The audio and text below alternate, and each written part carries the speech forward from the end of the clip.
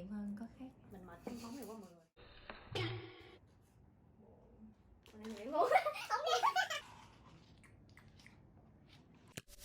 Xin chào tất cả mọi người. Chúng mình là Get Ready, Get Ready, Get Your Ready Ready.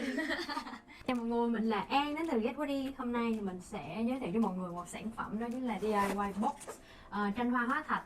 Đây là sản phẩm mà Get Ready muốn dành cho các bạn độc giả của tụi mình trong suốt một năm vừa qua, một món quà trong dịp Tết Nguyên đán này. Và hôm nay mình cũng rất vui là mình có một người bạn khách mời sẽ tham gia cùng trải nghiệm sản phẩm này với mình. Đó là Casey. Hello mọi người. Hi, mình là Casey.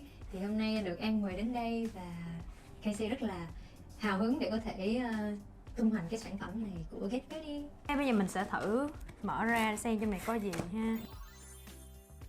An định làm gì? Đừng đánh nha.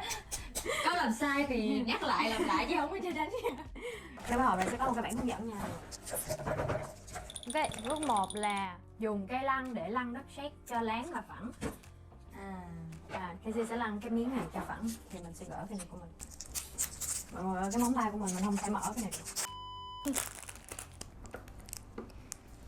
Kiểu như mọi người cứ lăn đến khi nào tổ tiên kêu gì. Tổ tiên mình kêu cho mình tự bắt đầu. Ok, mình bắt đầu được rồi. Làm sao xử lý được mấy cái vết hằn này ta? Mấy cái vết lõm á hả? Mình bứt cái này nữa.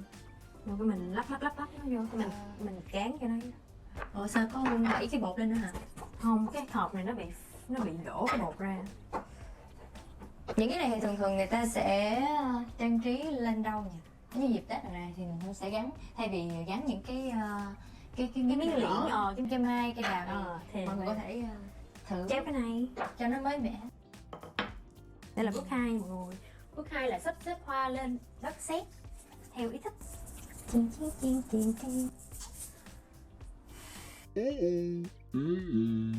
Cái này mà bạn nào xài móng bình thường hoặc là xài sơn gel thì không sao đâu. Tới công chuyện với mình luôn mọi người ơi. Cái này mọi người không nhất thiết phải sử dụng hoa ở trong cái hộp này không. Rồi ví dụ nhà mà có hoa gì hay là cái gì đẹp đẹp á mình cứ bỏ vô. Không sao. Thì Casey đang muốn biến cái hoa khô này thành cái chùm pháo bông, tại vì ngày Tết thì sẽ thường có những cái tiếng pháo. Năm mới thì mình cầu gì nhỉ?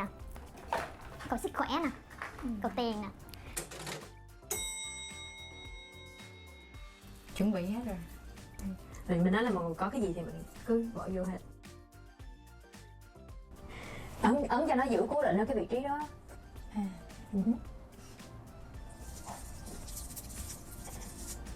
Chú ý nhẹ tay thôi nha mọi người, đừng có ấn mà thấy cái vân tay của mình ở trên cái đó. Nhìn vậy nhưng mà không hề dễ nữa nha mọi người. Càng mạnh thì cái dấu ấn đó nó càng đậm mọi người. Thì tí nữa cái sản phẩm của mình nó mới rõ. Còn nếu như không thì nó sẽ rất là nhạt, thì mình sẽ không thấy thì nó luôn. Đang sử dụng hết sức bình sinh để Xong rồi, mình sẽ gỡ nó ra. Cẩn thận móng tay mình nha mọi người, đừng có dít cái miếng đất sét lên. Là nó sẽ là một cái lỗ đó luôn. Nên nó dùng tâm là cái que vậy đó. mấy cái vụn của mấy cái lá này có đáng kể không? Kiểu có phải gửi nó ra hết không? Tốt nhất là mình nên làm cho nó càng sạch càng tốt. Tết này có đi du lịch đâu không? Thôi, dịch quá thì mình nên ở nhà. Ở nhà chúng ta hãy mua những cái sản phẩm như thế này để có thể cùng với gia đình làm với nhau cũng vui mọi người. Bước tiếp theo là làm gì ta? Dùng khuôn đặt lên đất sét, lưu ý nhấn chặt để thạch cao lỏng và mềm rọ để ra khuôn. Là bằng những cái miếng đất sét nhỏ nhỏ này.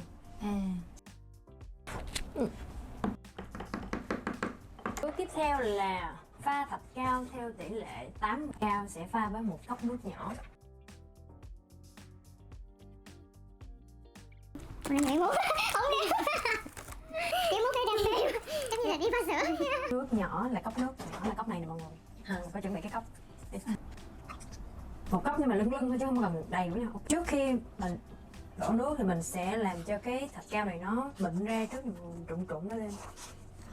Ok, và khuấy nó thật là nhanh tay. Các bạn đừng có nôn nóng mà đổ thêm nước nha, không thôi tí nữa nó sẽ lỏng ra. Mình phải khuấy từ từ thì nó sẽ tan ra. Nó giống như là whipping cream. Nó lỏng vừa vừa, không đậm quá không lỏng quá.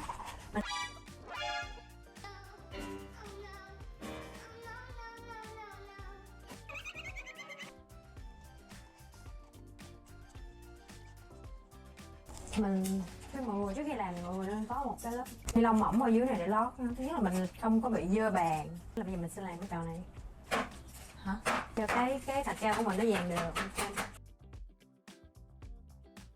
Mình sẽ chờ cho nó khô, rồi thì sẽ khoảng 15-20 phút rồi nó sẽ khô.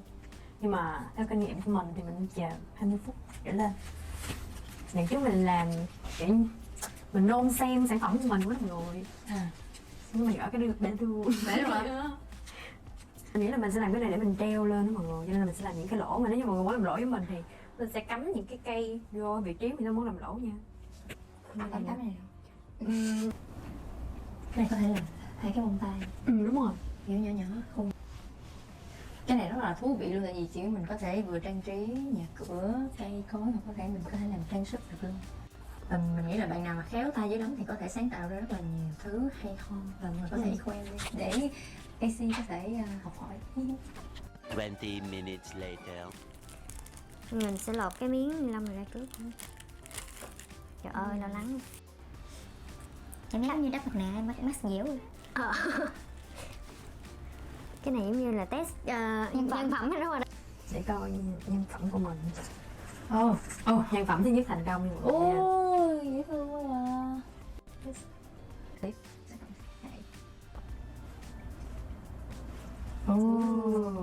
Chờ thêm một tí đi cho chắc.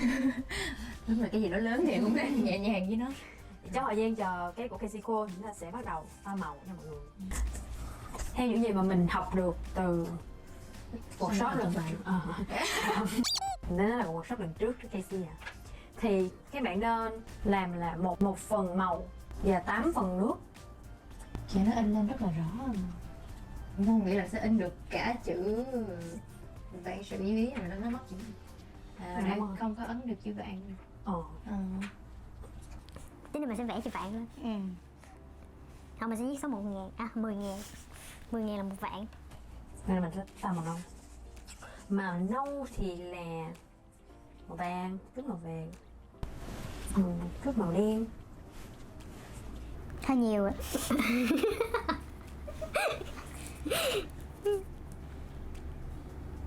Đó là màu đen luôn rồi, thêm màu vàng vô. Từ từ, chưa mà. Đó, thành màu nâu rồi chưa? Màu nâu chưa, đó là màu đen. Baby, are you ready? So Casey is going to bring us a song while waiting. Happy New Year. That sounds so sad for Tết, you know? Why so sad? Kiểu như càng lớn thì mình càng nghe cái bài Happy New Year nó càng buồn á mọi người. Nhưng mà nó buồn thiệt mà. Để ý là hồi nhỏ thì nó không hồi biết nhỏ mình đâu. nghe mình cảm giác là bài là đón năm mới nó phải rất là vui, nhưng mà sau này mình hiểu được lời của nó rồi càng lúc mình càng sống xa nhà hơn, mình cảm giác những cái lúc mà mình một mình nữa, cho nên là rất là sợ nếu như mà dịp Tết dịp đón năm mới mà không có được đoàn viên với gia đình. Cho nên mọi người hy vọng là có ai đó ở xa hoặc là bận việc như thế nào thì cũng cố gắng sắp xếp về với gia đình của mình vào dịp Tết luôn. Ok, tới bài test nhân phẩm của Casey rồi mọi người. Trắng. Thế.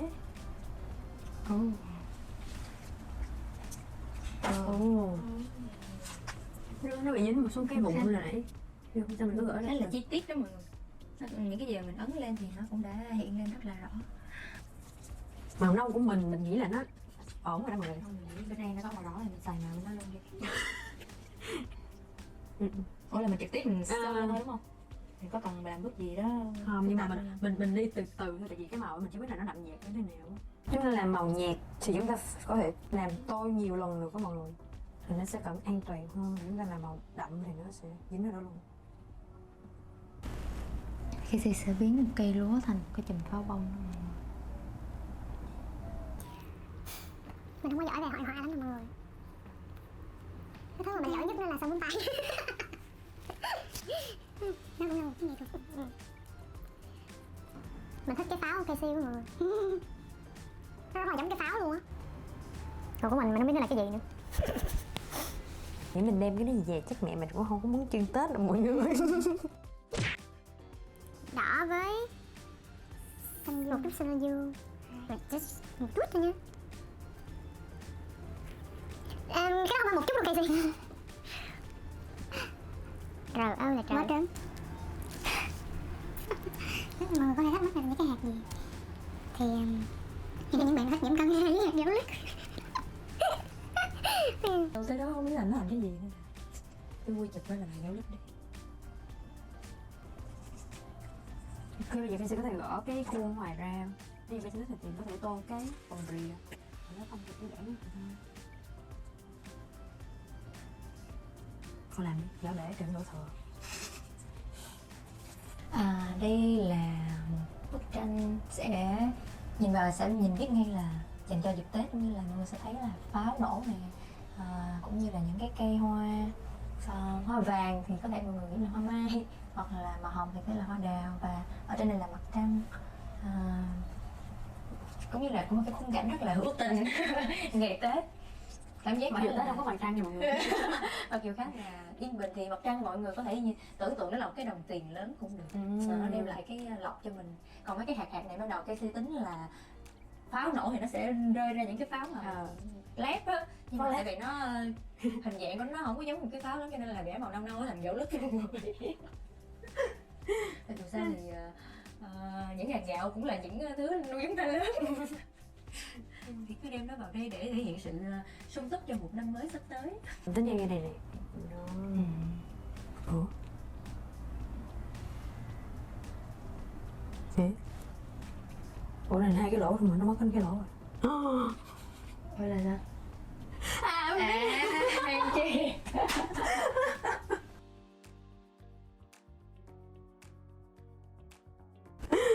Phải kỹ thuật mọi người ơi, hèn chi nãy giờ mình không hiểu tại sao nó lại bị lòi ngay chỗ đó. Ok, bây giờ mình sẽ thử suy nghĩ xem mình đi những cái món này ở đâu nha. Mình thì lúc đầu ý tưởng của mình là mình sẽ đục mấy cái lỗ vậy này, mình sẽ treo như thế này. Sẽ làm miếng đê lót cốc. Cũng hay Cũng ngờ dễ thương luôn chứ mà. Mà cốc này nhẹ nhẹ lên. Để mình thủy lên em ạ.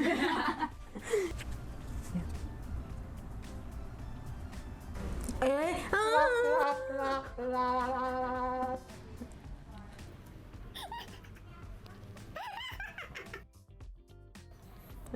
Điều em không muốn đây. Nó đã có vấn đề ngay từ đầu rồi. ok nha. Chúng ta có những sản phẩm rất là đáng yêu. Vậy nên mình để nó vẫn đáng yêu mọi người. Rất là cảm ơn Casey đã tham gia với tụi mình ngày hôm nay. Cảm ơn mọi người cũng như là Get Ready đã cho Casey một cơ hội để có một cái sản phẩm handmade đầu tiên của mình, và cảm thấy nôn nao cho dịp Tết tới. Chúc cho mọi người năm mới thật là nhiều sức khỏe và nhiều niềm vui, một cái năm thật là rực rỡ sẽ đón chào mọi người. Get ready, Get your wedding ready. yeah.